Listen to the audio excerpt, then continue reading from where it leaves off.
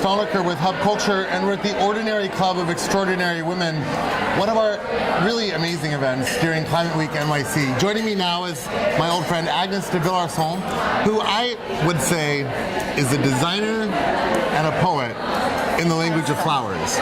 Tell me about de Villarson and the work that you do creating flowers. Flowers, that's what I do all day. I play with flowers. I go and get them in the morning. I prepare my arrangements. I go and deliver them. I go see my clients, and that's the awesome part of it as well. Talking to the clients, understanding what they need, what they want, and then translating it into flowers. So you're widely recognized as one of the top florists in the city, and your client list is like a who's who of Fifth Avenue and these fashion companies. Very kind. But you know, I know that you do a lot of work around nonprofits, a lot of work for like people's special weddings, and Sure. a lot of work in the fashion world.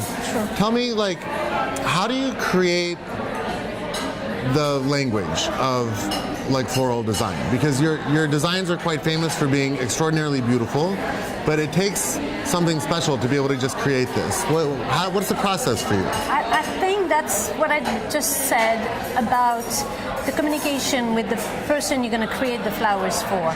I don't like just an order of flowers. I like to create a bouquet for someone, and I think about that person or that organization or that event when I'm creating, when I'm choosing the flowers, when I'm translating the needs of the client into the floral arrangement.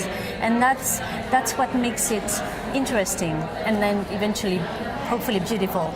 What do different flowers say? Everything, absolutely everything. Anything you want to say can be said with flowers. And flowers, they always work.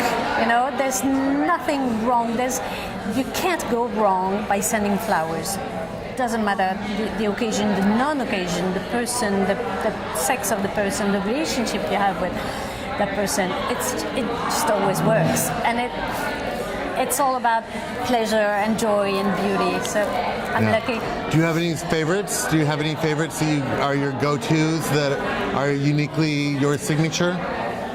Flowers, rosemary. In arrangements. Rosemary, because it's unusual, discreet, fragrant.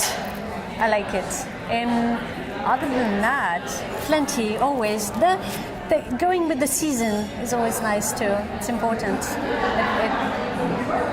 Well, you founded this company how many years ago?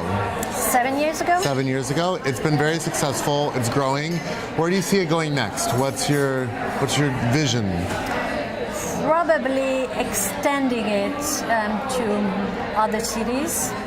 That would be probably one thing, and then maybe specializing into, one sort of work, maybe only charitable work or only galas, fundraisings for social events, or I'm not sure yet.